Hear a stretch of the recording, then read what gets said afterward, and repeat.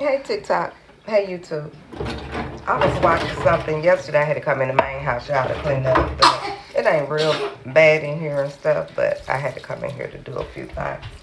But I was watching yesterday, and they were talking about the way that Trump treated the president of South Africa. Y'all know Trump really thought he ate with that. Now I can't pick you up. I'm washing dishes. Trump really thought he ate with that, y'all.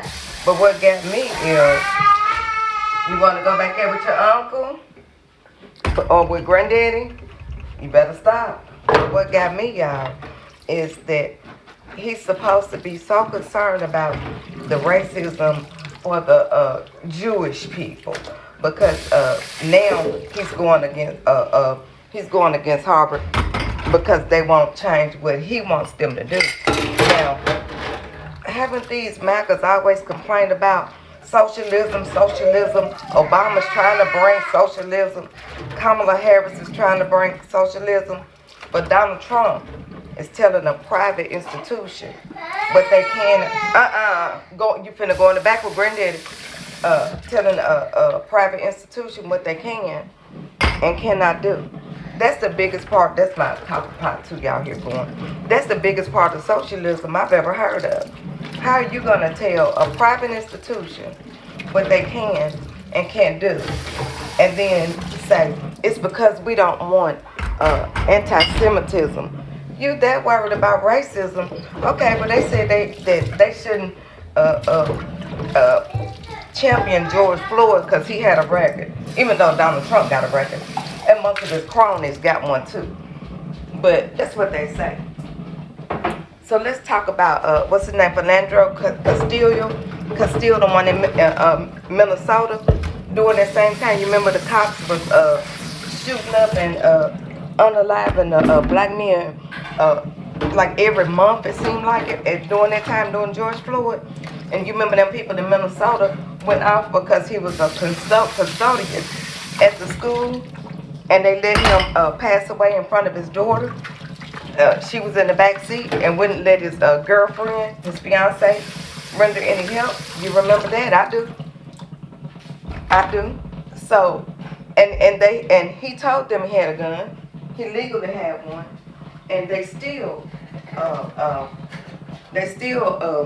assaulted him and unalived him. You know what I mean? So what about that? What about that racism? What about Breonna Taylor sleeping in her bed? You had the wrong house, a no-knock warrant, and you unalived this young lady who never been in trouble, had a promising career, and they tried to say, well, she had been in a relationship with a dope dealer, but she wasn't in one with him when it happened, when she got unalived. So let's tell the truth and shame the devil.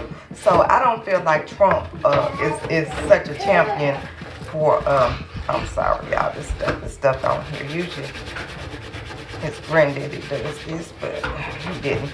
But anyway, so I don't think he's such a champion for the Jewish people. I think it's just another thing for him to use, like he did with the coal miners. And now they're running around knowing that they finna get black lungs and not gonna be able to do nothing about it. You know, Trump is an opportunist. How could he be a champion for the Jewish people? And do y'all remember his ex-wife, the first one, said that he kept a book beside his bed of writings from Hitler? I do. Go back and look it up. A simple Google will find it. Or do you remember that they said that his grandfather served in the military with the Nazis? Remember that? And so, and he stayed, when he came here, he wasn't supposed to stay. He was sent back from what I could gather. And he came back illegally. So should Trump even be here? Because his grandfather came back illegally. You know what I mean? If you're gonna really be right about how you doing things with the illegals. So my thing is this. So what you're saying is black people can easily be exterminated by Donald Trump and his regime, and they can easily, but Jewish people, you can't even say anything at all about them. But black people, you can say whatever you want. See, racism is racism. You see what I'm saying? And I feel like Donald J. Trump is playing a game. He's playing a game that none of us are going to win. None of us. But the have-nots, we'll bring them down with us. Y'all, from an angry black woman out of Tennessee, let's stop letting them bullshit us, okay? We got to stop that. Let's get out the mud. Don't worry about cancel culture. We got this, y'all. Welcome to the Poor People's Revolution.